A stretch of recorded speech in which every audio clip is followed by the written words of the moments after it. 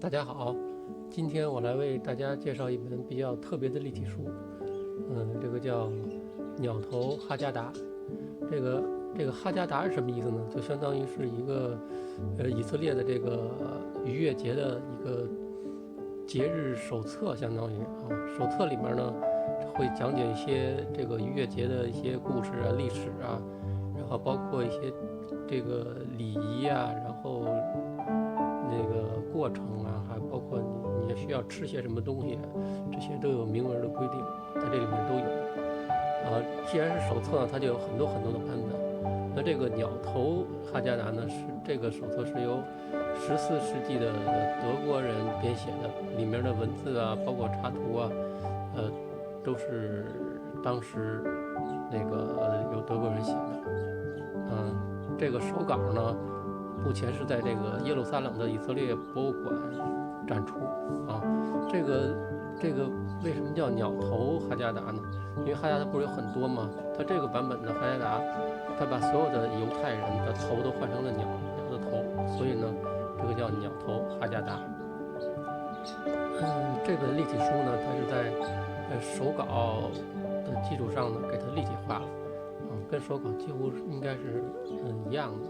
这本书是由希伯来语编的这个就是希伯来语，希伯来语就是以色列的官方语言。我们来看看里面的立体。这本立体书很有意思，里面的机关特别有意思。这本书很厚好几十页，是由基斯莫塞利做的纸译。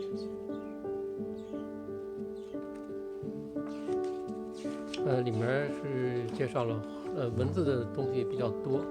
我们来看看这个立体的这是小机关。这是他们准备逾越节的一些这个做的饼逾越节那个犹太教逾越节是不许吃发面的东西的就是他们做的饼也都是死面的在商店也不允许卖任何发酵的东西。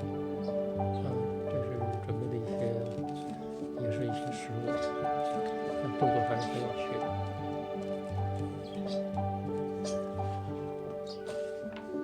这些我也就看不懂了。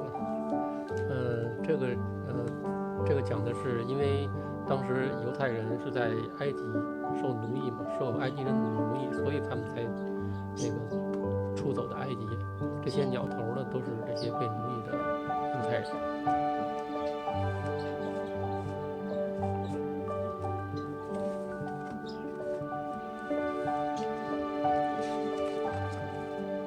这里有很多的小翻译。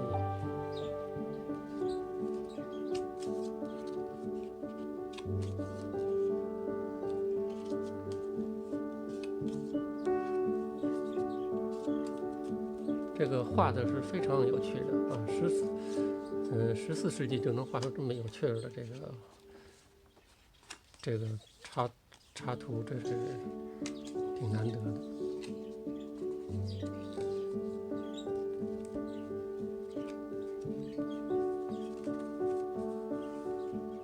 这就是这个摩西带领着犹太人，这个是到了红海嘛，红海被拦住了，然后上帝帮助他们把红海开辟了一条陆地，可以得以来避开埃及人的追赶。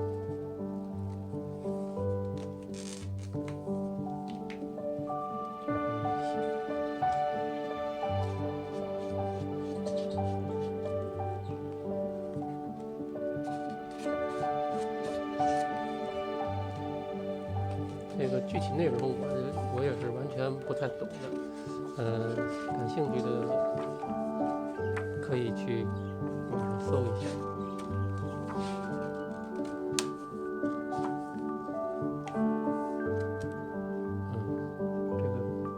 这些小人物做的都非常有趣结构虽然不是很难，但是确实挺有趣的。